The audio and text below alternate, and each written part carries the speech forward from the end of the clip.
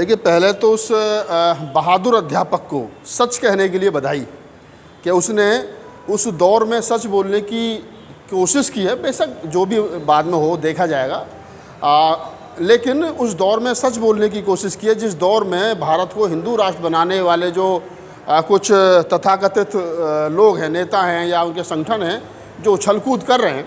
उस दौर में गंगवार साहब जो टीचर हैं, उन्होंने कावड़ का विरोध, कहूँ विरोध तो मैं नहीं कह सकता, लेकिन उन्होंने ये ज़रूर कहा है अपनी कविता के माध्यम से, गीत के माध्यम से कि कावड़ लेने मत जाना, तुम ज्ञान का दीप जलाना और मानव की सेवा करके सच्चे मानव बन जाना।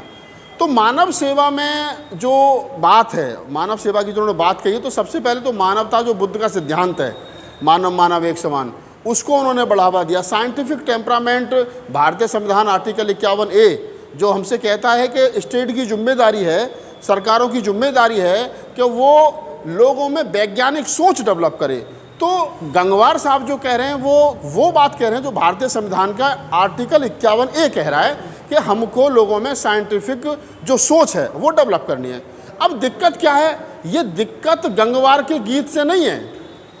गंगवार तो आज इस गीत को गा रहे हैं आज़ादी के 77 साल के बाद में 2025 में। मुझे 2017 और 18 की घटना और एक गीत का मैं जिक्र कर देता हूँ क्योंकि मामला गीत से जुड़ा है। लोग गायक हुआ करते थे, कौशिंदर खदाना और ऋषिपाल खदाना, दोनों बड़े अच्छे रागनी के गायक थे। कौशिंदर आज हमारे बीच नहीं है, शायद 2011 में उनकी डेथ हो गई। उनकी एक रागनी यानी लोकगीत बड़ा मशहूर हुआ था और उन पर कोई FIR नहीं हुई थी। और अगर उस गीत को आज की तारीख में, उस रागनी को आज की तारीख में बजा दिया जाए तो मैं कह रहा हूँ कि 100 बार 100 थानों में FIR हो जाएगी। और गीत के बोल थे कि जिसकी बहन की नाक कटे वो कर ले सहन बुराई क्यों, न्याय और अन्याय विचारो लई राम ने मोल लड़ाई क्यों। तो ये क्या कर रहा था? वो राम को कटघरे में खड़ा कर रहे हैं और कुकर्म करने वालों को भी लोग भलाई देते हैं और जिनका नहीं कसूर उन्हें क्यों लोग बुराई देते हैं। तो राम को पहले साहित्यकारों ने, गीतकारों ने, भजन सांग ढोला करने वाले लोगों ने देवताओं पर पूरा कटाक्ष किया है क्योंकि वो महासों का काम था, गीतकारों का काम था, कवियों का काम था। लेकिन आज कवि कौन है? कवि कबीर का वंशज है।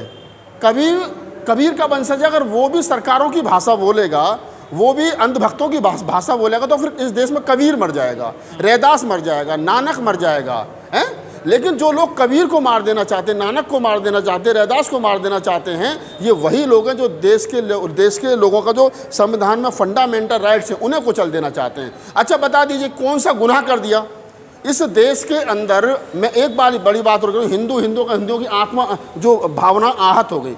अब सवाल यहाँ ये खड़ा होता है कि अगर हिंदुओं की भावना आहत होगी तो जो कावड़िया उत्पात मचा रहे हैं, कावड़ लाने वाले हिंदू, कावड़ या जो जिनकी गाड़ी तोड़ रहे हैं, वो गाड़ी जिनकी टूट रही है वो हिंदू, जिस महिला के साथ बदतमीजी की गई है, जिसके बाल खींचे गए हैं वो हिंदू, जिस स्कूल की बस पर कावड़ियों ने लट चलाएं उस स्कूल की बस में हिंदू, वो स्कूल की बस हिंदुओं की।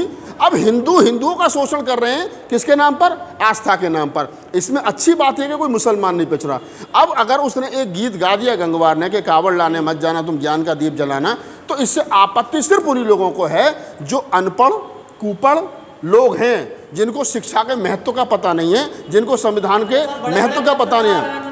लेकिन सर मीडिया ने उसकी 2 लाइन पकड़ी है केवल कि कावड़ लेने मत जाना, बाकी लाइन उसकी इग्नोर कर दी है मीडिया ने, जो मेन स्ट्रीम मीडिया है हमारे देश में। जब मेन स्ट्रीम मीडिया जिसको आप कह रहे हो, जिसको मैं गोदी मीडिया कहता हूँ, जिसको मैं सरकार के इशारे पर नाचने कूदने वाला मीडिया कहता हूँ, उस मीडिया, दरबारी मीडिया कहता हूँ, उस मीडिया का काम उन 2 लाइन से ही चलेगा।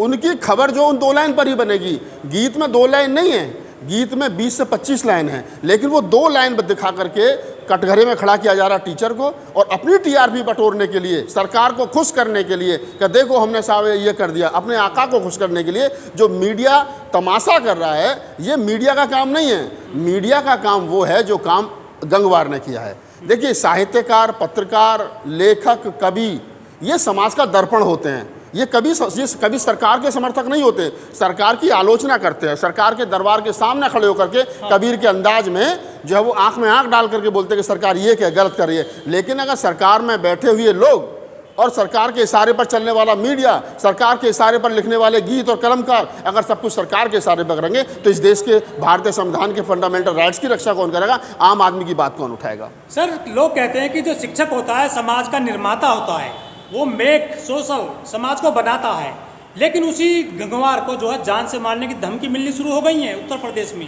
गंगवार भी यहीं रहेंगे। गंगवार जैसे जो पहले भी शिक्षक है, चाहे वो प्रोफेसर रतनलाल हैं जिनको जेल जाना पड़ा लेकिन कहा कि माफ़ी नहीं मांगेंगे, इनके बाद में चाहे प्रोफेसर विक्रम हरिजन हो वो भी यही हैं, उनसे पहले हैं हेमलता बैरवा जो राजस्थान की थी वो भी यही हैं, और प्रोफेसर आनंद तेलतुंबड़े साहब जेल गए, जमानत पर बाहर हैं, वो भी यही हैं।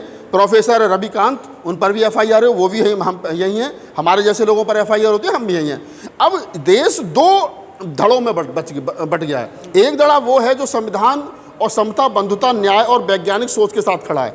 एक धड़ा वो है जो मनुस्मृति के साथ असमानता, जातिवाद सोच के आधार पर खड़ा है। अब देखना ये है मोदी जी की और योगी जी के डबल इंजन की सरकार में, RSS की डबल इंजन की सरकार में, कि कौन जीतता है। इस देश के अंदर संविधान जीतता है, समता, मैत्री, करुणा, भाईचारा जीतेगा, या मनुस्मृति के को मानने वाले जो लोग हैं, जो असमानता पर पूरे समाज को बांट कर रखना चाहते हैं, वो लोग जीतेंगे। और मेरा दृढ़ विश्वास है, मेरा दृढ़ संकल्प है कि संविधान की जीत होगी अंततः। ऐसे आताताई लोग आते रहें, आते रहेंगे, इनसे कोई फर्क नहीं पड़ रहा। संविधान 77 वर्षों से है और संविधान हमारा देश का आईन है। उसने कहा है कि जिस दिन तक भारत का संविधान लागू हुआ उससे पुराने तमाम काले कानून आज के बाद रद्द कर दिए जाते हैं। तो मनुस्मृति को श्रेष्ठ बताने वाले, मनुस्मृति के आधार पर देश में जातियों के आधार पर लोगों को मान और सम्मान देने वाले, नीचा दिखाने वाले लोगों के कान पर तमाचा है भारत का संविधान, और भारत का संविधान मुझे ये इजाज़त दे रहा है जो मैं बोल रहा हूँ। सर, जो कांवड़ है वो पिछले कई दशक से आती रही है हमारे देश में, उत्तर प्रदेश में, लेकिन ये जो कांवड़ का रूप रहे हैं आप पिछले कुछ सालों से, इसको किस तरह से देखते हैं? इसका पॉलिटिकल एजेंडा बनाया जा रहा है कांवड़ को। देखिए, आप MA, BA, MTech, BTech करने के बाद में अगर आप सरकार के पास नौकरी मांगने जाओगे तो सरकार आप पर लाठियाँ बरसाएगी, लेकिन अगर आप कांवड़ लेने जाओगे तो सरकार आपके ऊपर फूल बरसाएगी। अब ये इसको समझिए थोड़ा सा, ये है क्या, सरकार क्या चाह रही है। सरकार ये चाह रही है, एक तरफ सरकार स्कूल बंद करके उत्तर प्रदेश में 25,000 स्कूल बंद किए हैं, और दूसरी तरफ 35,000 जो है वो दारू की दुकानें खोल दी गई हैं।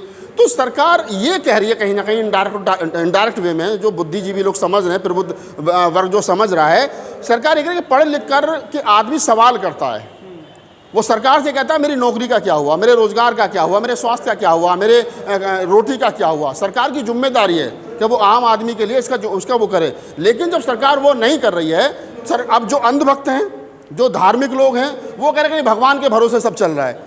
हम कह रहे हैं सरकार और संविधान के भरोसे सब चल रहा है, और जो धार्मिक आदमी वो कह रहे हैं भगवान के भरोसे चल रहा है। तो वो भगवान से सवाल करेगा। आस्थावान आदमी जो है, मेरे जैसा आदमी, संविधानवादी आदमी जो है, वो सवाल करेगा जाकर के सरकार से। तो सरकार सवाल करने वाले लोगों से डरती है, और शिक्षा जो है वो सवाल को जन्म देती है। इसलिए जो आप कह रहे हो कि किस प्रकार से ये इसको ताना वाना बुना जा रहा है, मेरी बिल्कुल मैं निसंकोच ये बात कह सकता हूँ कि ये जो सब हो रहा है ये सरकार के इशारे पर हो रहा है, सरकार करवा रही है, और सरकार के इशारे पर ही ये सारा सिस्टम जो है वो चल रहा है।